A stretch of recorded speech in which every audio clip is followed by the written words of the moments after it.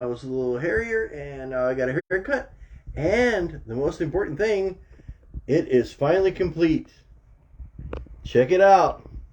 It's still got some minor settings and things to do, but this sucker is all put back together. I converted this from a regular computer onto a tiny little Nook. We'll go through the quick summary of what we did, and for more details, check out the last video. So, just to give you a quick preview.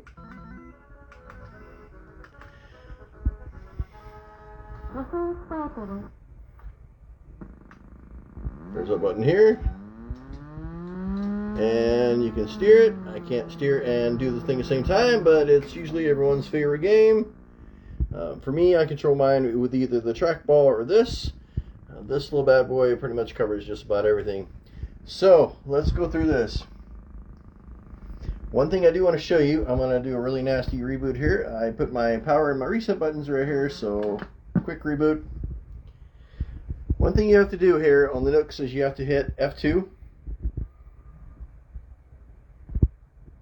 when it comes up.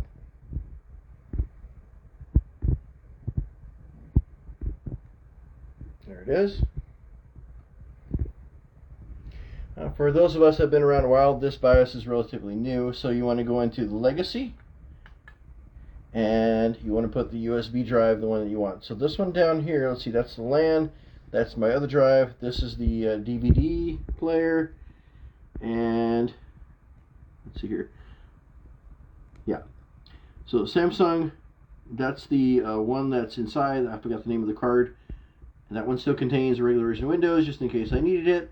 And this is the regular drive. So to confirm it, what you want to do is you want to hit confirm it like this, click yes. You can fine tune some of the settings in here. I got to look at the power USB, that's in here too, because right now when I turn this off, my USB stay on, but it's a power USB setting. I will look for that later and might post notes on that. Anyway, click OK.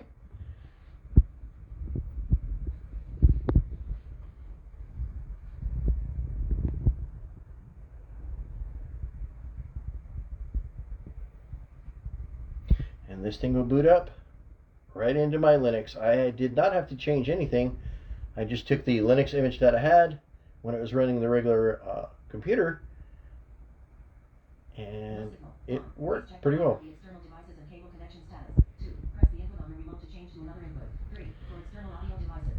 And the one thing I did notice, the USB does take a little time to boot up. Okay, so what we're going to do is I'm going to turn this thing off real quick here. Oh, it's booting up anyway. There it is. And this is actually a good setting to kind of show you what module I'm using.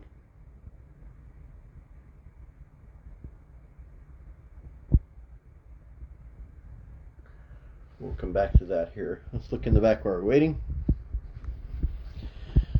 So as you can see, the computer's gone. The one thing that's still up here is we still have the same original monitor card right next to it. This will be the amp.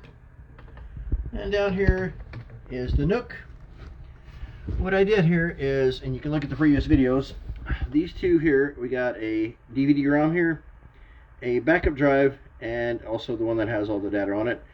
This is fed by a powered USB connector. These two are power strips with their adapter. The adapter's kind of big, so the only way to get 3 in here was to kind of split them up like this. That's all that's down here.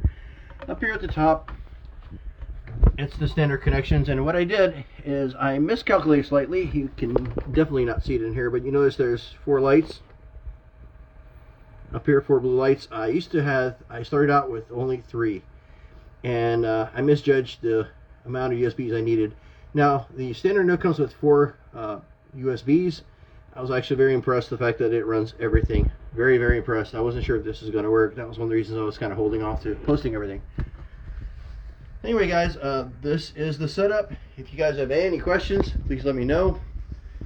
Last thing I want to show you here is the RetroPie version here that we got.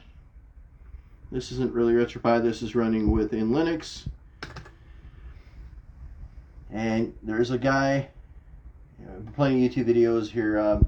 The name just left me as far as who had this. I want to say, I can't remember. Anyway,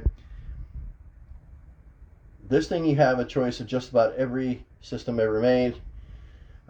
Video pack, that's the old Odyssey, Amiga, Arcade, 2600, 52, 78.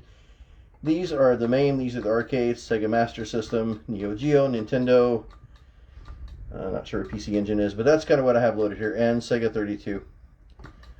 Just for the heck of it, I'm going to fire up the video pack. This is actually when I came to America. This is my very first video game system I got into. So you select it here. This one has a small collection of games. You use the joystick to maneuver your way through it. My favorite game was Showdown here, and I got a bad feeling this would be really, really loud with this thing. Let's see, Showdown 2180. Fire it up. This is actually a two-player game. It even faithfully reproduces the tone when you turn this thing on back in the day. So I'm going to press 1 on the keyboard like it used to be. And this is Showdown.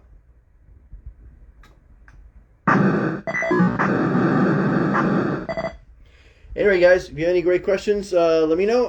I'm here to help you get your arcade on and get a system similar to this. Like I said, the only problem with this is the Odyssey tends to be a little louder than the rest of the guys. That volume knob works very well. So, I have two arcade machines like this. If you guys want to modify your arcade one-up, I'm here to help. Post your questions and your comments. And until next time, take care.